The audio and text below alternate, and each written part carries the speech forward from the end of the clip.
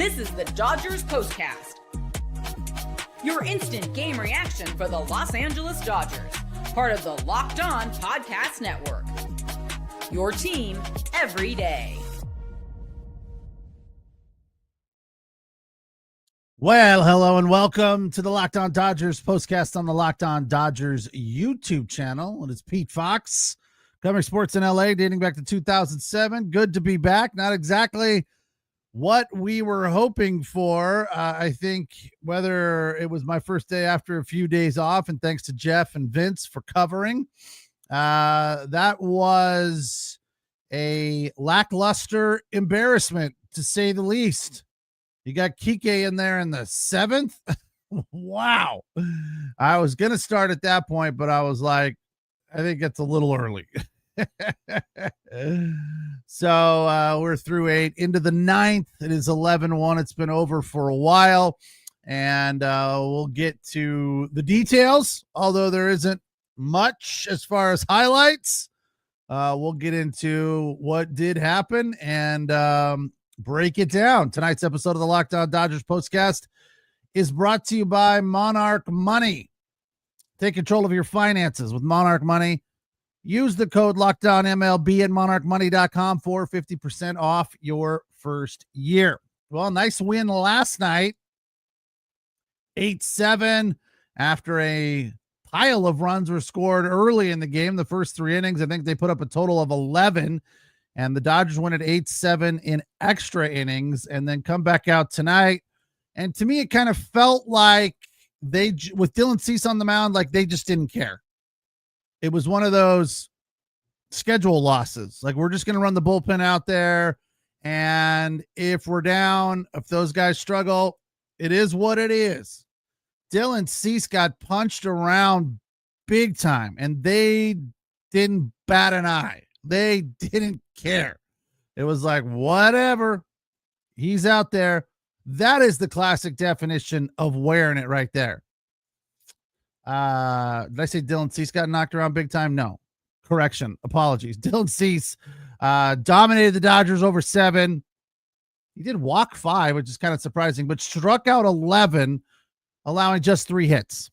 Matt Sauer for the Dodgers got knocked around big time. It almost felt a little bit like the Dodgers were trying to wear out the Padres. We've seen that happen to the Dodgers a couple of times lately. That refractory period after a high scoring affair. When the Dodgers put up 18, they kind of struggle for the next few games after that. So Matt Sauer went out there 4 2/3 innings, 13 hits, 9 runs. He struck out 6 somehow. I think the Padres were getting tired, and he threw 111 pitches, which is so far above and beyond his high water mark. It's crazy. Trevino started the game, was fine. He went 1 inning, 18 pitches, zeros. Didn't strike out anybody, didn't give up any hits, didn't walk anybody, but got out of the inning thanks to a pickoff play at second base. And Kike's in there now. 2 1/3. What did he give up? 1 run, 2 hits. I'm sorry, 1 earned run, 2 total, 3 hits, no strikeouts, but 2 walks, 36 pitches with his pitching helmet on. So that is, I guess, kind of what we expect these days when the Dodgers get blown out, especially with all the pitchers on the IL, 14 in total still. It's like, well, just we don't have anybody today. I guess it is what it is. So there wasn't much to look at in this one and say, well, that was good.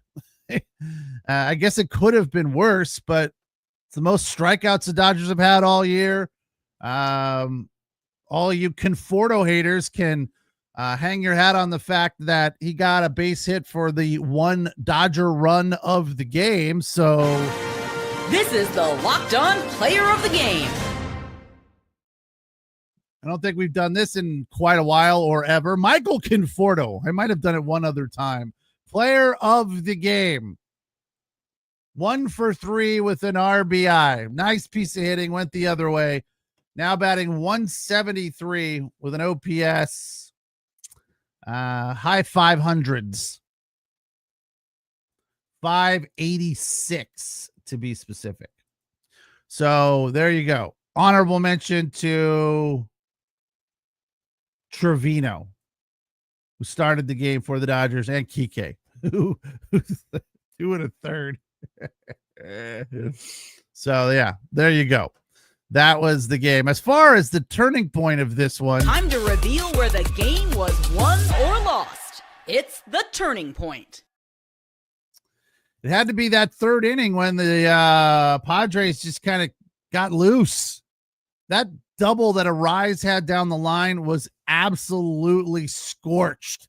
That scored Tatis. Then Machado got a bloop to make it 2-0. And then Merrill scorched one down the line as well.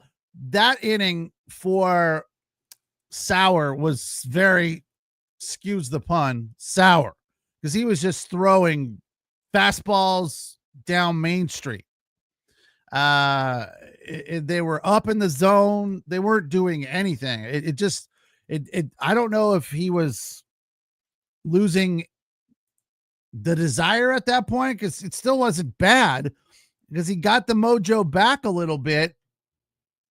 In the fourth and the fifth, he loaded the bases with nobody out and only surrendered 1 run in each of those innings. So again, that's the whole it could have been worse thing. But yeah, when he started serving up those fastballs over the plate and those guys were just turning and burning and ripping them down the line, it wasn't like he missed. It seemed like he didn't care. The Dodgers didn't care. They just like, yeah, whatever. I almost feel like they weren't calling pitches. They're just throw whatever you want. It's fine. It just seemed so batting practice. They were just not good pitches. But then in the fourth and the fifth, he found a little rhythm, got out of those 2 jams. So if it wasn't for Dylan Cease just absolutely dominating on the mound, I think the Dodgers might have had an opportunity to make a run at this one, but they just couldn't figure out Dylan Cease at all. His slider was working. Even everything he was throwing had them completely off balance. You look up and down the lineup. Shohei had a hit because he's Shohei, and he hit it hard to the right side of the infield like he does. But from there, Mookie 0 for, Freddie 1 for 4. They just never really got into any sort of, there was no threat at all for these guys today. They did have the bases loaded. What inning was that? That was the third. They got 3 walks in a row with 2 outs, and then Teo came up and struck out. Teo's really been struggling of late, but did have a hit in his first at bat, first pitch swinging in the second. He prior to that 2 for 32 just in the month of June. So he really is trying to find his way again. And it felt like that first hit of the game kind of gave him a little bit of energy, a little bit of life, just some positivity. And, from there, maybe he can get back into a rhythm. Didn't happen tonight. He was 1 for 3 with a couple of Ks, swinging at bad pitches down and away. Rojas 1 for 1 coming in late in the game. Muncy didn't look good. 2 Ks, 0 for 3. Pajes 0 for 4 with a K. We talked about Conforto. Edman had a hit, 1 for 3, and Dalton rushing 0 for 3. So, there was just no real life. They left 11 runners on base. They were 2 for 6 with runners in scoring position. Kike 0 for 2. Conforto had the hit. Tommy Edman had a hit, but didn't turn into a run. And Dalton rushing along with Pajes over. So there was just, they were stymied. I mean, we see it a lot lately. If the opposing pitcher is on and having a good game, the Dodgers just, I don't know. They haven't really gone out and beaten a good pitcher in a while. Yesterday, that game was just a slugfest back and forth. Who'd they beat on Sunday when I was off against the Cardinals? That was a win on the back of Kershaw. So you got to give the credit to Kershaw there. They beat Michael McGreevy, who was 1-1 with a 3.09 ERA there. Like, I'm not saying he's terrible, but he's not really dominant. They got 4 runs off 8 hits against him and 5 Ks, and he threw 101 pitches. Again, not terrible, not a dominant great pitcher like a Dylan Cease. They haven't beaten a good dominant pitcher in a while. And they also haven't really been on any sort of streak in a while, any sort of extended run. It just hasn't happened. So I think we should all feel fortunate and lucky and happy that through this injury-laden pitching situation that they've been dealing with for quite a while, that they are still in first place. It is really utterly surprising. 1 ahead of the Giants and 2 ahead of the Padres, although that's prior to this one being final, because it is final now.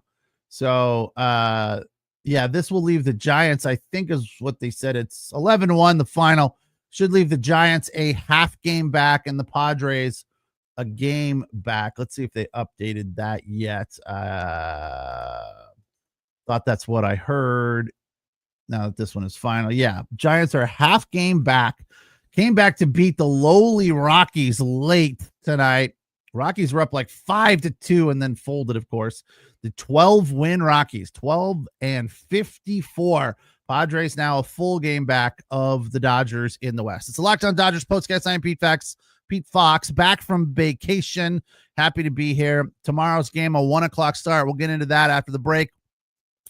And try to find some other positivity in this one. I don't know that there's a whole lot to dig. I think we have we have taken all of the meat off the bone per se. It's the Locked On Dodgers postcast on the Locked On Dodgers YouTube channel, the place to hang out when every game is done.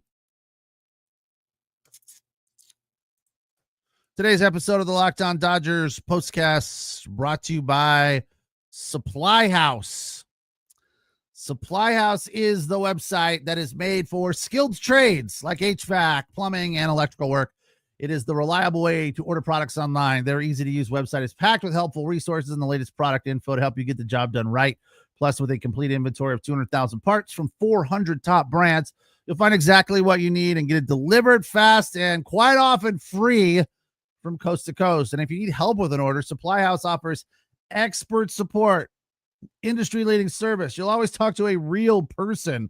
I'm a big fan of that. And for trade pros, you'll get an extra edge with their free Trade Masters program, exclusive perks like dedicated phone lines, free shipping, discounts on every order, and thousands of skilled professionals are already taking advantage. Now it's your turn. Join the Trade Masters program today at supplyhouse.com/TM and start ordering for your plumbing business, HVAC, or electrical. Again, that is supplyhouse.com/TM. Plus, use the code SH5 and you'll get 5% off your first order at supplyhouse.com. Tonight's episode also brought to you by Monarch Money. You ever check your bank account and wonder, where did all my cashish go? Between dining out, shopping online or in person, paying for the kids' lessons, entertainment, vacation, it's easy to lose track. That's where Monarch Money comes in, your personal CFO, giving you full visibility to take control of your finances. Monarch Money isn't just a budgeting app. It's a complete financial command center. You can take track of all of your accounts, including investments. So put them all together there, see what's coming in, what's going out, etc., all in one place. And it takes you from managing your money to building wealth. Take control of your finances with Monarch Money. Use the code LOCKEDONMLB at monarchmoney.com. 50% off your first year. That's monarchmoney.com. Code LOCKEDONMLB for half off your first year.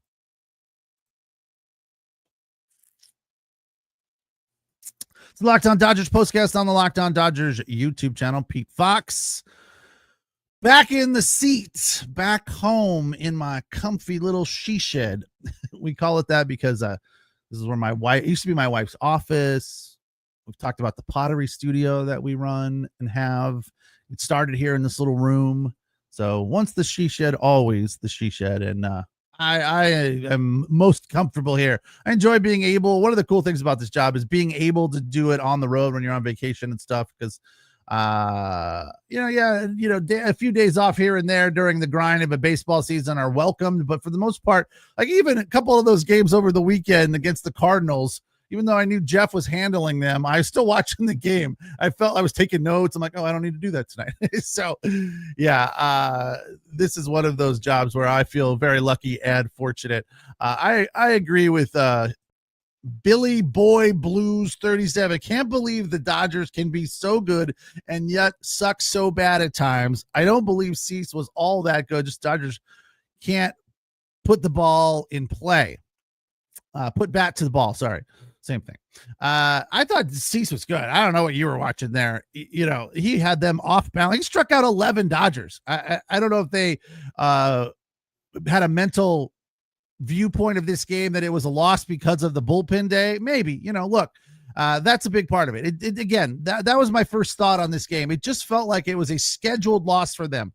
Like they were like, yeah, we're going to lose this one. It is what it is, right? Maybe there's a way we can pull off a miracle, but ultimately there's no chance in hell. Rumor Spencer says very bad game, but can get back on track on Wednesday and have a chance to still win the series. Absolutely. Yeah. I think the way that this one ended and turned out is somewhat of a positive in that they turned the page early in this game, right? When they didn't have anybody in the bullpen warming up, when Sauer was getting knocked around, it was like we all saw it. They saw it. Everybody saw it. This game was over early. It kind of felt over at 5-0. At 3-0, I thought, all right, maybe they got a chance. But at 5-0, it felt over. So maybe they started turning the page earlier. Joe said it during the game. This one can't get over fast enough. I think that was the sentiment across the board. So that could be the one positive here. Maybe the Padres, a little tired out, a little bit tuckered out, not exhausted. Wasn't an 18-2 win, 11-1 the final. Maybe they, spent a little bit of their extra energy, burned some extra fuel in this win, and the Dodgers were resting. They're like, whatever, we're moving on, turning the page. They described this one as lots of levity in this game. Kind of a laugher when Kike's out there, as long as he was for 2 1/3. They were just moving on. So, the Dodgers chalked it up as a loss early on and can just say, you know what, it happens. It's baseball. Let's move on and focus on tomorrow. So that's what they're going to do. They can win the series and come away from this one feeling pretty good about things. Again, 11-1 the final today. Early tomorrow on a getaway day, a matinee at 1:10 at Petco. It is Justin Robleski versus Randy Vasquez. So another challenging pitching situation for the Dodgers. Robo is 1-2 with a 7.2 ERA. He's only given up 3 home runs, walked 6, but only struck out 13 over 15 innings. Vasquez, a 3-4 record, a 3.69 ERA. He's pitched 63 innings this season thus far. Surrendered 58 hits, struck out 37, and walked 34. Holy cow. He's averaging more than 2 walks an inning. Giving up 8 home runs, again, 37 Ks. Still, though, you look at that, and the pitching advantage goes to the Padres.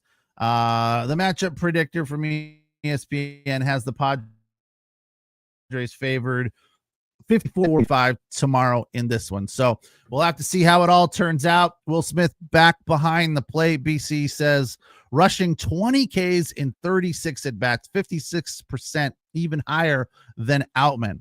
Wow. Interesting. So yeah, he's still trying to find his way as a rookie and find that rhythm playing 2 times a week.